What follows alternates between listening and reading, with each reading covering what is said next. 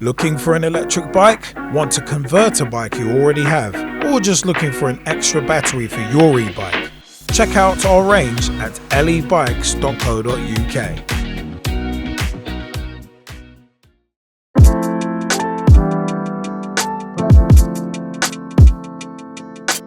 Hey everybody, what is up? Liam Angel aka Straight Shooting LJA here, and welcome to another edition of the E-Bikes podcast and vlog, the opinion pieces. And today, a couple of interesting little things that have come up recently about e-bikes, and basically classification and the way e-bikes are treated. Now, couple of different things to go. So in regards to insuring electric bikes and also classifying electric bikes in comparison to classifying regular analog bikes. Now, couple of quick things just to kind of go through in regards to this. From cyclingweekly.com, electric bikes should not be classified differently to analog bikes, and here's why. Now, it's been said that the law should treat electric bikes and regular bikes no differently, and the law determines where we as e-bikers can cycle legally and whether licensing is required, safety equipment is required, maintenance is needed, and that kind of thing. But it is one of them ones, as long as the legal definition of an e-bike does not change, or a bike does not change, then hell, an e-bike can be classified the same. But most countries around the world do not actually classify bikes and e-bikes differently. They just classify them the same. So whether you have a 750 watt e-bike, 500 watt, 250 watt versus an analog bike, they're all kind of lumped into the same category, if you will. But it is one of them ones where, because of those significant speed differentials, some people are calling for e-bikes to be classified in a bracket unto themselves, which in theory could create a bit of trouble. And the reason why I say a bit of trouble is because it could create confusion more than anything. So imagine you're looking to buy an e-bike, you're jumping in, you've never done it before, you're not really sure what you're looking for. If you're like, there are already some people confused as to the laws around e-bikes as it is. It's like, is 250 watt road legal? Oh, what about, there's the throttle issue, 5 kilometers per hour. It's like all of that. There's already all of that to contend with. So I think if you start throwing in more classifications and more tiers, so you start separating regular bicycles and e-bikes, then you do kind of run the risk of discouraging those who would want to get into e-bikes. You would discourage them from getting into them, because imagine putting more red tape around something. So imagine you're wanting to go get something, you just want to go in the shop, have a little ride and think, yeah, cool, I've got some money, let me put this down, let me buy this. Or you buy it on the cycle to work scheme or whatever. But then imagine adding extra layers of, well, you can do this, but there's this stipulation, there's this. But can I use cycle lanes? Well, that depends on this, and this. Most people would just get bored of it. They just get bored of it and think, you know what, I'm not even gonna bother. So I think it's one of them ones where e-bikes need to stay being classified in the same way as regular bikes.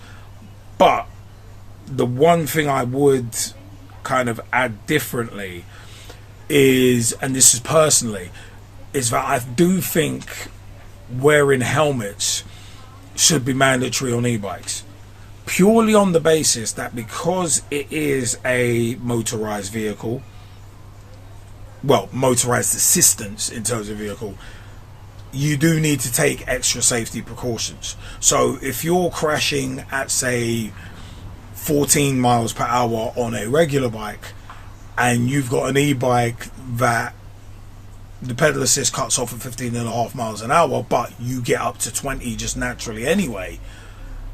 There's a big difference there in terms of that, boom, that E equals MC squared. It's like that sudden stop when it happens, when an accident happens, it's going to be a lot worse. It is a lot worse the faster you go. So that's why you've got those speed limit differences in certain areas. In built up areas, you've got a 20 mile an hour speed limit, because if you hit someone at that pace, you could do serious damage, but you might not kill someone at that speed. Whereas if you're hitting someone at 30 miles an hour or 40 miles an hour, you kill them. I mean, we all remember the Think series of adverts, which were absolutely brilliant. I think it's time to look at like bikes and e-bikes like that in regards to safety and in regards to precautions. So I do very much think that, especially on e-bikes that are 500 watts and above, helmets should be mandatory. But then at the same time, that speed limit, that power limit as well, should be raised from 250 to 500 as a baseline.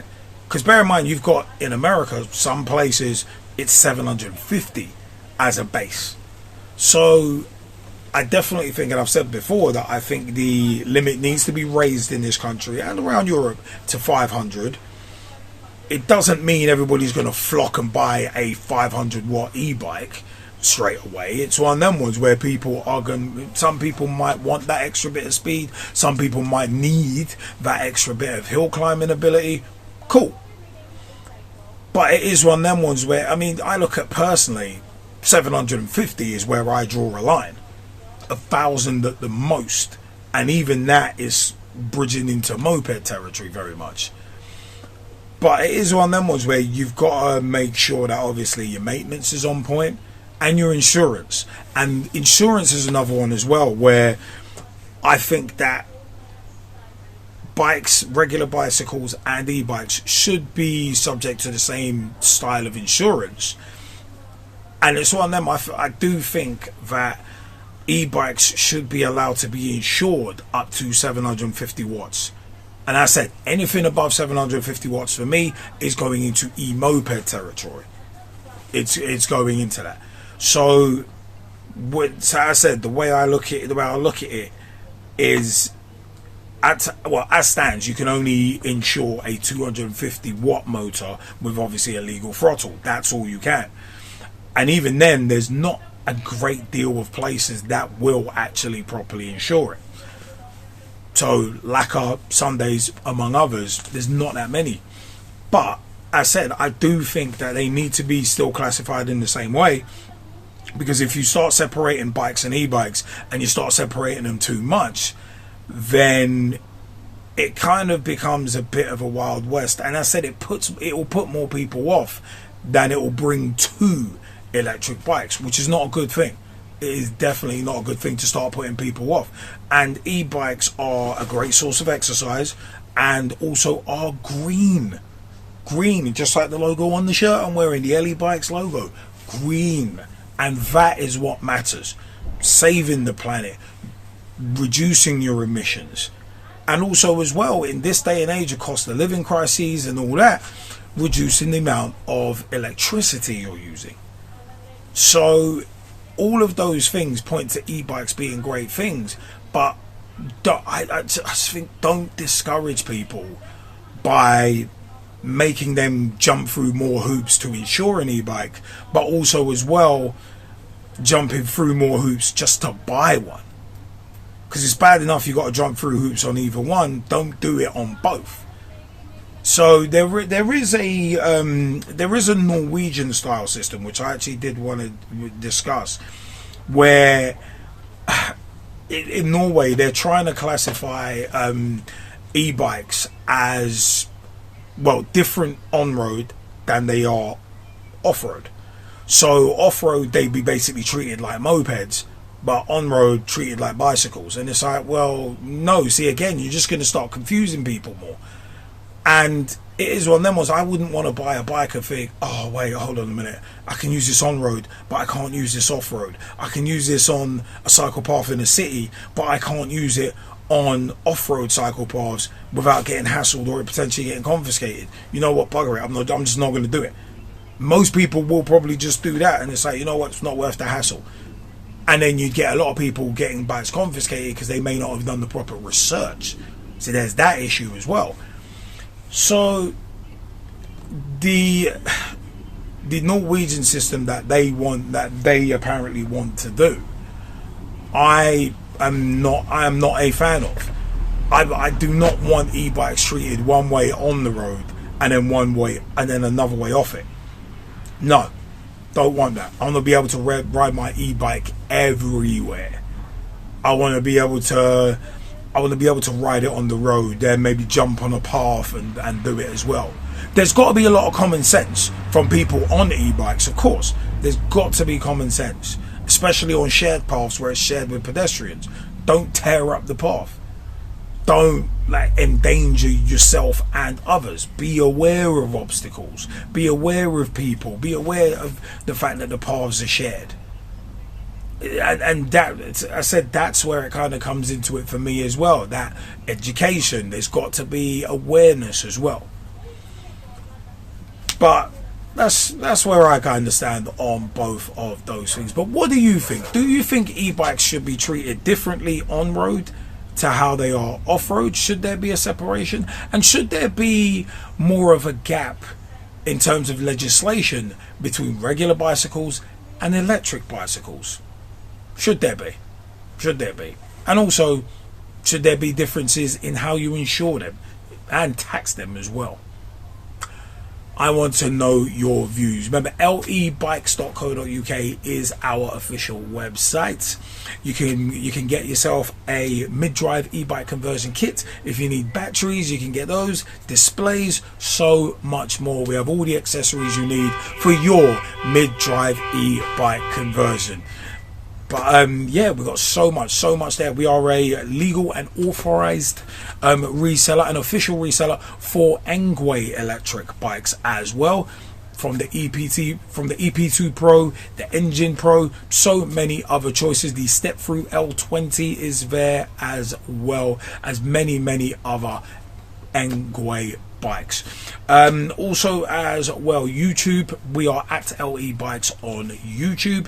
We're on X, aka Twitter, at LE Bikes Ltd. We're on Snapchat, we're on TikTok as well, for some of our shorter videos, along with Instagram. Check out LE Bikes or LE Bikes Ltd on all of the social networks, facebook.com/LE Bikes Ltd as well. Wherever you are is where we are on social media. We got our tips and tricks series, we got our opinion pieces as podcasts, and also vlogs, both of those on YouTube as well as other places as well, so you can check out all of our content there.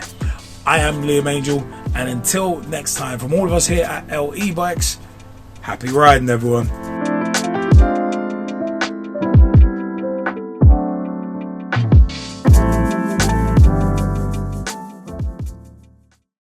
Mid-drive motor conversion kits, ready-made e-bikes, batteries, bike to e-bike conversions, custom builds and more. Start your journey into electric bikes at lebikes.co.uk.